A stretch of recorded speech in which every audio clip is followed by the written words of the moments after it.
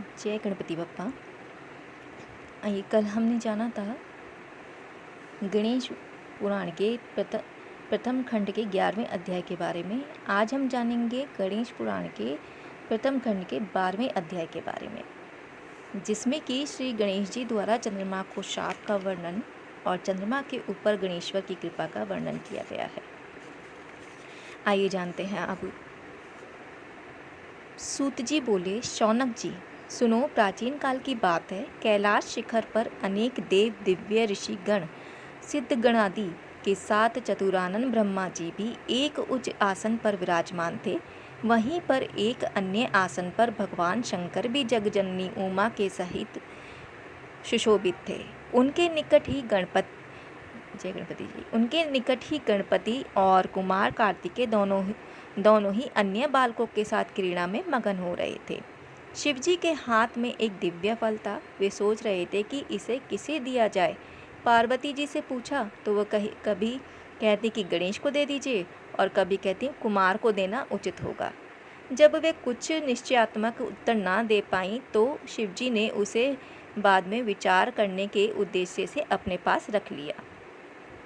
अब दोनों बालक गणेश और कुमार उस फल की मांग करने लगे। जब उनका अधिक आग्रह बढ़ा तब शिवजी ने ब्रह्मा जी से पूछा, ब्रह्मा, यह अपूर्व फल देवऋषि नारद जी दे गए थे, इसे यह दोनों बालक मांग रहे हैं। फल एक ही है और आधा फल कोई लेना नहीं चाहता। ऐसी स्थिति में आप ही निर्णय कीजिए कि यह इनमें से किसे दिया जाए। चतुरानन विचार कर बोले, यदि फल एक ही है तो नियमानुसार कुमार को दिया जाना चाहिए, क्योंकि किसी भी वस्तु पर बड़े बालक का अधिकार पहले पहुंचता है। ब्रह्मा जी की बात सुनकर शिवजी ने वह फल कुमार को दे दिया। यह देखकर गणपति जी रुष्ट हो गए। विशेषकर उनका क्रोध चतुरानन पर ही था कि उन्होंने ऐसी व्यवस्था क्यों दे डाली। सभा समाप्त हुई। सभी देवता आदि उठ कर अपने अपने स्थानों पर चले गए। ब्रह्मा जी भी अपने लोक में जा पहुँचे। वहाँ उन्हें सृष्टि का आरंभ करना था, किंतु जैसे ही वे सर्ग रचना में लगे वैसे ही गणेश्वर ने विघ्न उपस्थित कर दिया। उस समय उन्होंने प्रकट होकर अपना अत्यंत उग्र रूप दिखाया। उनके उग्र रूप को देखकर ब्रह्मा जी डर के मारे कांपने लगे। चंद्रमा ने देखा कि गणपति के उग्र रूप को देखकर ब्रह्मा जी भय से कांप रहे हैं तो उसे हंसी आ गई। उसके साथ ही चंद्रमा के जो गण उस दृश्य को देख रहे थे वे भी हंस पड़े। यह देखकर भगवान गजानन को क्रोध आ गया और वे चंद्रमा को शाप देते हुए बोले, मेंढक, तूने इस समय मेरी हंसी उड़ाकर तो जो अभद्रता प्रदर्शित की है उसका फल तुझे मिलना ही चाहिए। जा तो किसी के भी देखने के योग्य नहीं रहेगा और यदि कोई भूल से भी देख लेगा तो अवश्य ही पाप का भागी होगा। इतना कहकर गजमुख अंतर्ध्यान हो गए। उनका शाप प्राप्त होते ही चंद्रमा श्रीहत मलिन एवं दीन हो गया। उनके तेज से अत्यंत न्यूनता आ गई। इससे वह बहुत व्याकुल हुआ और खिन्नतापूर्वक पश्चाताप करने लगा। देखो, मैं कैसी मूर्खता कर बैठा उन जगदीश्वर के साथ। वे प्रभु तो आणिमदी गुणों से संपन्न संसार के कारण के भी कारण एवं महाप्रभु हैं। उनके रुष्ट होने से मैं अदर्शनीय एवं कलाहीन हो गया हूँ। अब इससे छुटकारा पाने के लिए क्या करूँ? जब चंद्रमा की समझ में कोई उपाय नहीं आया तो वह तुरंत ही देवराज इंद्र के पास गया, परंतु इंद्रादि देवता भी उसे नहीं देखना चाहते थे। उन सभी ने अपनी अपनी आंखें झुका ली। तब इंद्र ने भी उसकी ओर ना देखने हुए ही पूछा, अरे चंद्रमा, तुम्हारी यह दशा कैसे हुई? क्या गजगण के शाप का ही प्रभाव है? यह सब बात स्पष्ट कहो। चंद्रमा बोला, देवराज, आपसे क्या छिपा है? सब कुछ जानते हुए भी अनजान बनकर क्यों पूछ रहे हो? शस्त्रास्त्र, अब शीघ्र ही मेरे शाप मुक्ति होने के यत्न करो, अन्यथा समस्त संसार ही मेरे शापित होने से अशुभ फल भोगेगा। इंद्र ने सांत्वना दी और बोले, चलो ब्रह्मा जी से ही उसका उपाय पूछे, क्योंकि उनके समान ज्ञानी और लोक सर्वलोकोपकारी लोकोपकारी अन्य कोई भी नहीं है। सब देवता उसके साथ ब्रह्मलोक पहुँचे। आगे आगे चंद्रमा और पीछे पीछे इंद्र के नेतृत्व में सब देवगण। ब्रह्मा जी ने जब यह जाना कि चंद्रमा आ रहा है तो पाप लगने के भय से उन्होंने भी दृष्टि नीची कर ली और बोले, कहो सुधांशु, यहाँ किस अभिप्राय से आना हुआ? अरे तुम्हारे पीछे तो देवराज इंद्र और समस्त सुरगण भी ही चले आ रहे हैं। ब्रह्मा जी के प्रश्न का उत्तर सुरपति ने ही दिया। वे बोले, ब्रह्मान भगवान गणेश्वर आप पर कुपित हुए थे और शाप दे बैठे चंद्रमा को, इसलिए अब आप ही इसे छुड़ाने का कुछ उपाय कीजिए। हम सभी देवता इसी प्रयोजन से आपकी सेवा में उपस्थित हुए हैं। चतुरानन ने कुछ विचार कर कहा, उन्हीं गणेश्वर प्रभु की शरण लेनी होगी। देवराज चंद्रमा को आगे रखकर उन्हीं का पूजन एवं स्तवन करो। ब्रह्मा जी की बात सुनकर भगवान गजानन के पूजन की तैयारी हो गई। गणेश्वर की प्रतिमा बनाकर षोडशोपचार पूजन एवं भावनापूर्वक स्तुति कर निवेदन किया गया। प्रभु इस चंद्रमा पर कृपा कीजिए। उस समय वह अज्ञानवश हंस पड़ा था, किंतु अब इसे अपनी मूर्खता का ज्ञान हो गया है नाथ। देवताओं की प्रार्थना पर भगवान गणेश्वर प्रकट हो गए। सभी ने उनका अद्भुत रूप देखकर उन्हें दंडवत प्रणाम किया। जब गणपति प्रसन्न होकर बोले, देवगण, मैं संतुष्ट हूँ, अतः जो चाहो वह अभिष्टवर मांग लो। चंद्रमा ने उनके चरणों में मस्तक रख दिया और अश्रुजल से पदारविंदों को धोने लगा। गणेश्वर बोले, उठ उठ चंद्रमा, अब संताप ना कर, मैं तुझ पर प्रसन्न हूँ। चंद्रमा ने कहा, प्रभु मुझे शाप मुक्त कीजिए, मेरी कांति नष्ट हो गई है, उसे लौटा दीजिए, मैं अदर्शनीय से दर्शनीय हो जाऊँ। नाथ, मेरे अपराध को क्षमा कर दीजिए। भक्तवत्सल गजकर्ण बोले, अच्छा बोल, तुझे 1 वर्ष 6 मास अथवा 3 मास के लिए अदर्शनीय रहने दिया जाए अथवा कुछ और चाहता है, शीघ्र ही स्पष्ट बता। चंद्रमा ने कहा, प्रभु मुझे बहुत दंड मिल गया है, अब तो क्षमा कर दीजिए। यह कहकर उसने पुनः दंडवत प्रणाम किया और देवता भी उनके चरणों में झुक गए।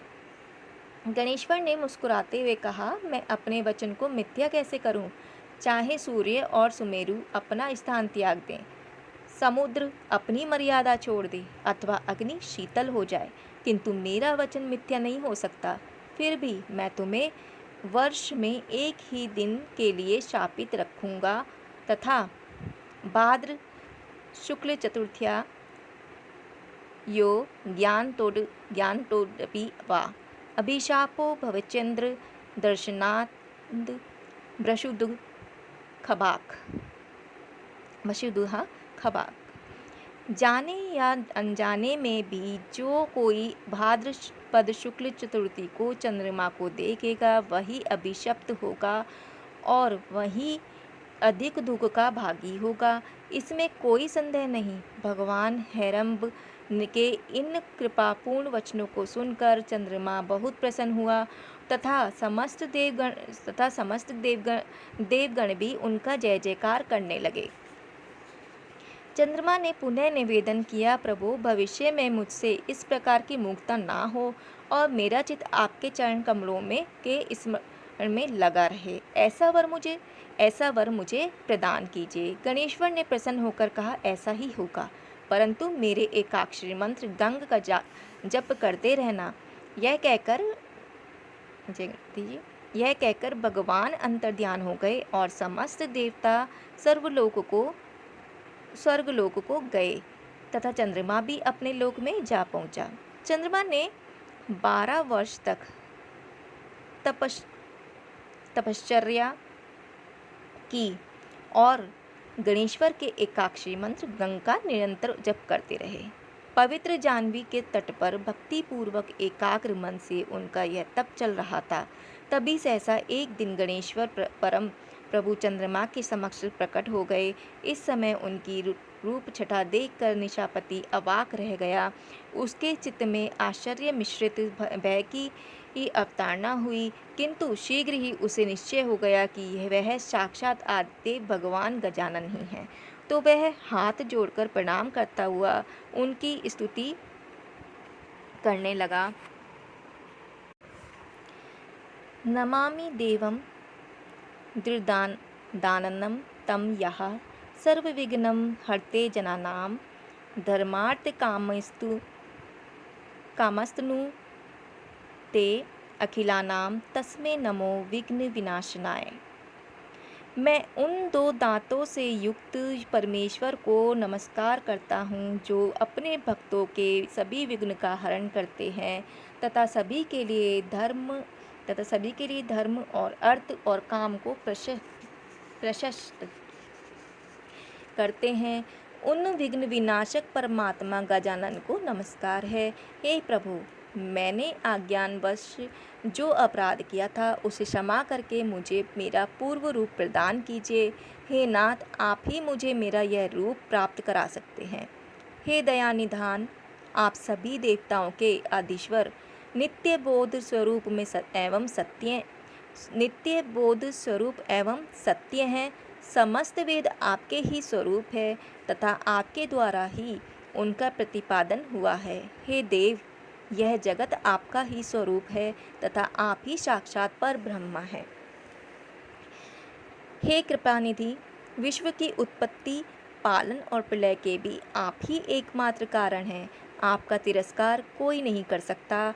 भगवान गजकर्ण ने चंद्रमा को और कृपापूर्ण दृष्टि से देखा और मधुर मुस्कान बिखेरते हुए बोले, सुधांशु, यह तो मैं पहले ही कह चुका था कि तुम प्रत्येक वर्ष केवल एक दिन के लिए ही अदृश्य रहोगे। उस दिन तुम्हें जो कोई भी जाने अनजाने देख लेगा वही बस अभिशाप का भागी बनेगा। इस प्रकार तुम्हारी निस्तेजता को ऐसे ही लोग बांट लेंगे। कृष्ण पक्ष की चतुर्थी में जो व्रत किया जाए उसमें तुम्हारा उदय होने पर व्रत करने वाले वे लोग यदि मेरी और तुम्हारी यत्नपूर्वक पूजन करेंगे तो भी उस व्रत का फल लाभ होगा। उस दिन तुम्हारा दर्शन अवश्य करना चाहिए, अन्यथा व्रत का फल नहीं होगा। चंद्रदेव, तुम अब भविष्य में अपने एक अंश से मेरे मस्तक में विद्यमान हो जाओ। इससे मुझे तो प्रसन्नता होगी ही, तुम्हारी भी शोभा होगी। प्रत्येक मास की शुक्ल पक्ष की द्वितीय में तुम्हारे दर्शन का बड़ा महत्व रहेगा तथा उस दिन अधिकांश स्त्री पुरुष तुम्हारे दर्शन का पुण्य लाभ करते हुए तुम्हें नमस्कार किया करेंगे। मैं वर देता हूँ कि अब तुम पूर्ववत तेजस्वी, सुंदर एवं वंदनीय हो जाओ। शौनक इस प्रकार वर देकर भगवान गजानन अंतर्हित हो गए तथा चंद्रमा अपना पूर्व तेज प्राप्त करके प्रसन्न हो गया। इस प्रकार भगवान गजकर्ण का यह अत्यंत महिमा युक्त उपाख्यान मैंने तुम्हें सुना दिया। बोलो, अब और क्या सुनना चाहते हो? जय गणपति बाप्पा। तो ऐसे हैं हमारे श्री गणेश जी। प्रथम खंड का 12वां अध्याय यहीं समाप्त होता है। कल फिर से आएंगे द्वितीय खंड के प्रथम अध्याय के साथ। तब तक के लिए जय गणपति बाप्पा, जय गुरु जी।